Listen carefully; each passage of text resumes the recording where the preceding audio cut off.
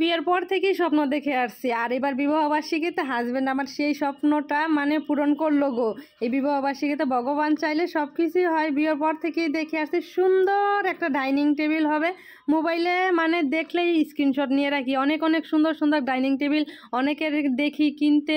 তারপর কারো বাসায় গেলেও আমার ডাইনিং টেবিলের মানে একটা চোখ পড়ে আর কি। খুব খুব ইচ্ছে ছিল, অনেক দিন থেকে বলতেছি না তোমাদের দাদাভাইকে আমি তেমন করে কোনো কিছুই জোর করে বলি না আমার হাজব্যান্ডকে।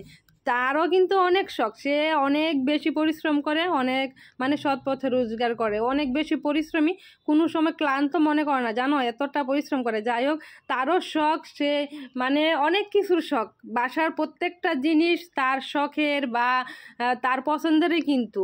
আর আমার ইচ্ছে ছিল যে আমি বা যাব, গিয়ে তারপরে আমি পছন্দ করব, তারপর নিয়ে আসব। তবে কি জানো তো, এটাও কিন্তু অনেক বেশি সুন্দর ছিল।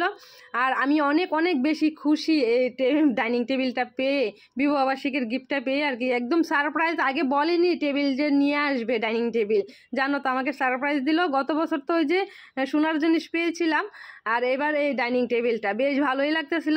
তবে কি জানো তো, এটা না অনেকের কাছে হয়তো আধিক্যতা মনে হতে পারে, আবার অনেকের কাছে একটা মানে কোনো কিছুই না। আর আমার কাছে সত্যি এটা সত্যি অনেক অনেক বড় একটা স্বপ্ন ডাইনিং টেবিলটা। ছোটোবেলা থেকেই একদম রাজকীয়ভাবে একটা ডাইনিং টেবিলের শখ ছিল।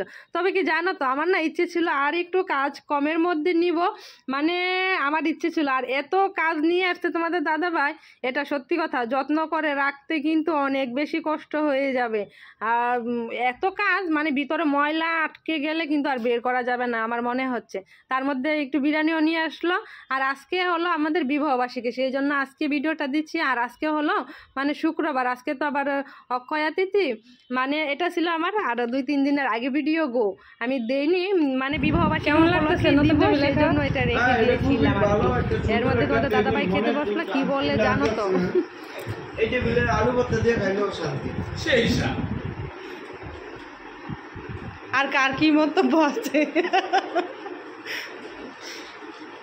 বাবলু বাবলু কথা কইতে পারতেছে না। এই টেবিলে বইলে যেটা দেখাই না স্বাদ না।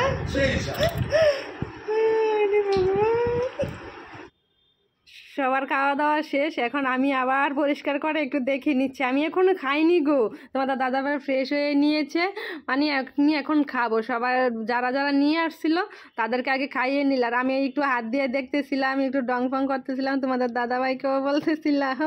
মানে অনেক অনেক ভালো হয়েছিল, তবে কাজটা একটু কম হলে আমার মনে হয় আরও বেশি ভালো হতো। এর মধ্যে আমি খেয়ে নিচ্ছি, আর এমিটা দেখো না কি করছে, এমিটাকেও খাইয়ে দিব। আর আমার এবার বিবাহবার্ষিকীর গিফটে কেমন হয়েছে সবাই কিন্তু জানিও, আমার তো অনেক অনেক বেশি পছন্দ হয়েছে, আর আমি সত্যি অনেক অনেক বেশি খুশি গো।